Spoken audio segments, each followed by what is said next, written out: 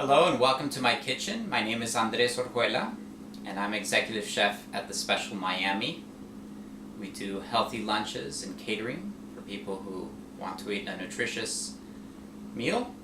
And today I'm going to be teaching you how to make vegetable stock. So I usually use 4 ingredients as my base. I use onions, I use carrots, I use cabbage, and I use celery.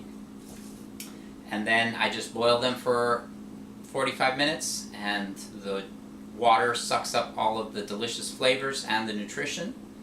And then you have a wonderful vegetable stock that you can use for making all kinds of soups. So let's begin talking about the ingredients. We have onions, and I brought a variety of onions. So here we have red onion, we have white onion, we have sweet onion, we have the regular yellow onion, and then I even brought some pearl onions. And the reason I wanted to bring a variety is I'd like to discuss a little bit about the types of onions and their different flavors and characteristics. So the most common is obviously the yellow onion, and this is a perfectly good onion to use for vegetable stock. So what I do is I will cut off the two ends. Cut off the two ends. And then I'll slice it in the middle, which allows me to easily peel off the outer layer. So here we have a beautiful half an onion. And when you're cooking, I recommend that you always try your ingredients. Try them raw, then try them after cooked. So I'm just going to take a little slice of onion here, and I'm going to try it raw. So raw onion has obviously a very powerful taste. It's a little peppery, it's quite acidic, it's got a little bit of bitterness, but also a little bit of sweetness. So once you've tasted the flavor, then you know what you're working with. That flavor is going to translate into the water. Obviously it's going to mellow down quite a bit. So what we want to do for the stock is just cut it up as thinly as possible. So I'll just take it in this direction. And really what we're trying to do is just maximize the surface area so that all of the nutrition in this wonderful onion just seeps right into the water. So I've got my boiling pot, and I'll just go ahead and put all of this onion right in there.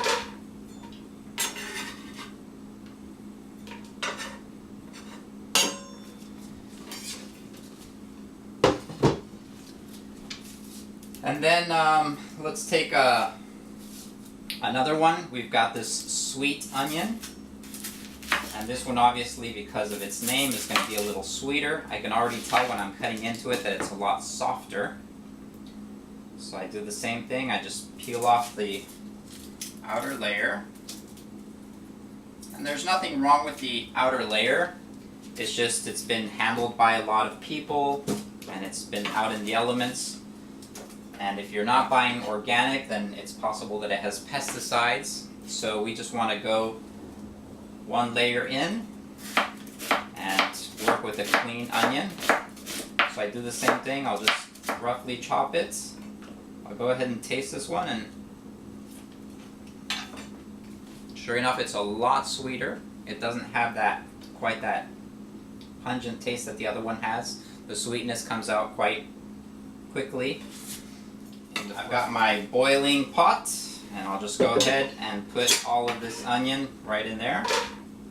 So now I wanted to just talk a little bit about how to select a good onion. So when you go to the grocery store, you want to pick up the onion, you want to squeeze it, because really what you're looking for is firmness. Firmness means that it's full of water, it's ripe, it's ready. You also want to look for a rich color. So, if you peel off the first layer, you find that this is a really, really deep, rich red. And then you want to look for any blemishes, because if it's been mistreated or if it's gotten some kind of infection in the growth, then it'll have some kind of spot or a cut, and that can just ruin the entire onion. So you just want you know, an onion that's sealed completely, that looks firm and rich in color. Okay, let's move on to our next ingredient. We have carrots, and obviously you want to work with organic carrots if possible. So basically what I do is I will cut off the two ends, just because that makes the carrot easy to work with. And then possibly, if it's not organic, then you want to peel it. So let's go ahead and peel it. I like to work with organic carrots, so I'll just usually leave the skins on because there's a lot of nutrition in the skins. But you can peel it as well. And then I do the same thing. I just want to roughly chop it, increase the surface area as much as I can. So I'm not concerned really about how thick or thin the slices are. I just want to make them obviously as thin as possible to increase the surface area. But I don't want this to take a very long time. So again, what I do is I'll taste my raw product. Delicious flavor. Very, very sweet. It's got a delicious aroma. These organic carrots are absolutely all of the chopped carrots in there. And the same thing with the carrots. You want to feel the carrot, make sure it's very, very firm. Maybe even smell it. This one smells a little bit like fresh grass. Delicious smell. Excellent flavor. So now we'll move on to our cabbage. Cabbage, same thing. You want to make sure it's firm. It feels healthy. It doesn't have any cuts or blemishes, so that you know it's not been infected or grown in a bad way. Again, I'll just peel off one of the layers to make sure that the inside I'm working with is clean, hasn't been handled by a ton of hands. And then what I'll do is I'll just cut it in half. And all of the cabbage is wonderful to use, even this stem here, which is hard, and usually I don't use it for when I'm making salads or dishes, but when I'm making vegetable stock, it's an excellent source of flavor.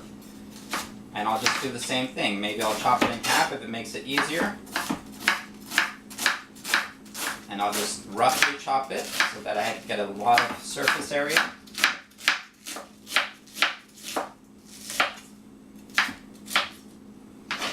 And then once again, I'll just try my raw product. Delicious. This one has a very mild flavor,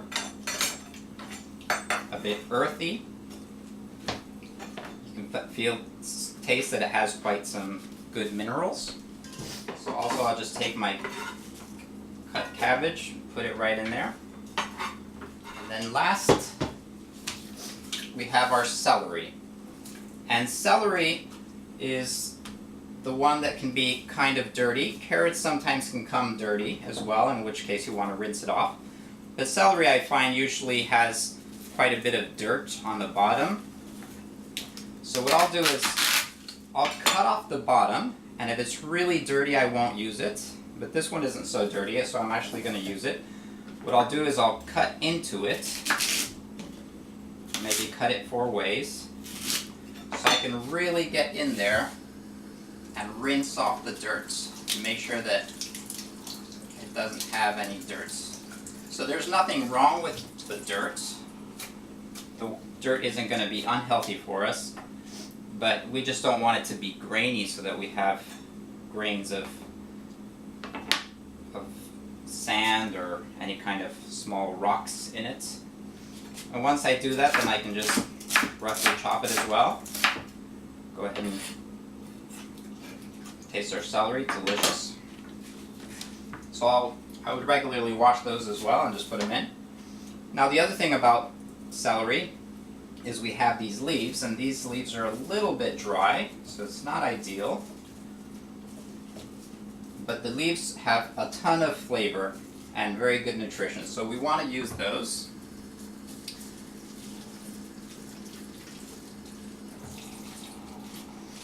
So I just rinse them off, and again I just roughly chop the entire celery.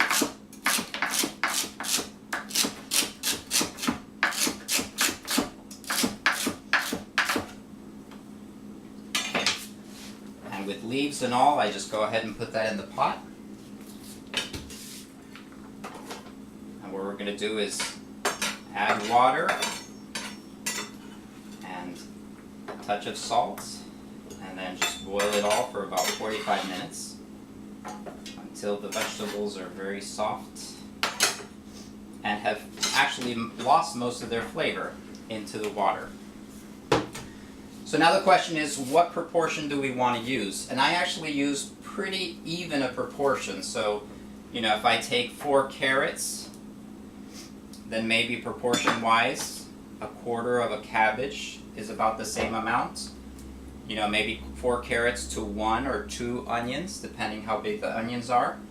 And again, maybe 3 celery stalks, depending on also how long they are. So you just kind of want an even proportion of the 4. Some people like to put in a bit more carrots if they want it to be sweeter. Some people like to put in a little bit more onion so that it has much stronger flavor. If you like really a lot of fresh forest and grass, then maybe a little bit extra cabbage or celery. So once you have that all in the pot, what I want to do is just put enough water so it covers the vegetables. And I like to use filtered water, if at all possible, just to make sure that the water is also as clean as possible. Okay, so now I've chopped my 2 onions, 4 carrots, a quarter of a cabbage, and 4 celery stalks. I've placed it in my boiling pot, and I've just covered it with enough water to cover it. And so I'm going to put it on high heat so it starts to boil, and then turn it on to medium-high heat and let it simmer for about 45 minutes. And that's going to extract all of the nutrients and flavors from the vegetables into the water. Now, some people ask if one should add oil to the vegetable stock when it's cooking down, or if you should add salt. And salt, it's possible that you're going to add it anyway eventually, but in this process it doesn't really help in any way. It's not necessary. So you can just add salt later when you're preparing the soup. As far as the olive oil, there is actually a practical purpose to use olive oil.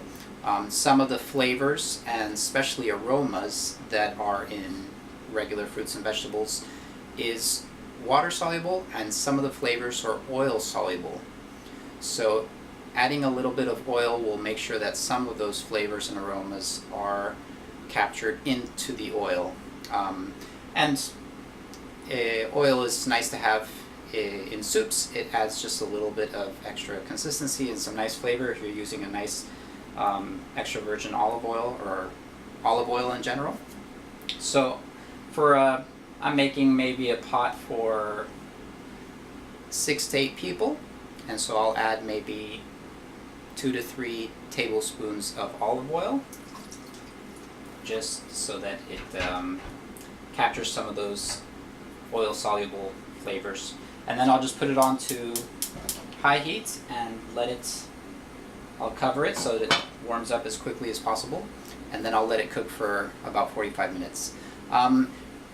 To vegetable stock, it's perfectly good to add any flavors you want. Some people like to add bay leaf already in this stage. Some people like to add peppercorns, fresh ginger, fresh garlic.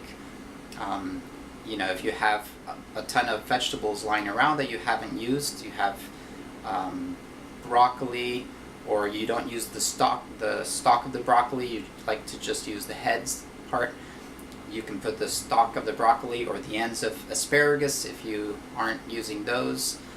Basically any vegetable you want, you can just put in there and it's going to add to the flavor. Okay, I'll see you when it's done. So now it's been 45 minutes and I've gone ahead and strained the vegetables. And so here you have the vegetables, and they are pretty much void of any flavor. So if I were to try a piece of carrots, doesn't taste like very much, just empty fiber. Celery, the same thing. So they've given up their flavors. And here we have the stalk. As you can see, it's nice and creamy. It's got a little tinge of orange from the carrots. And we have a very, very delicious stalk.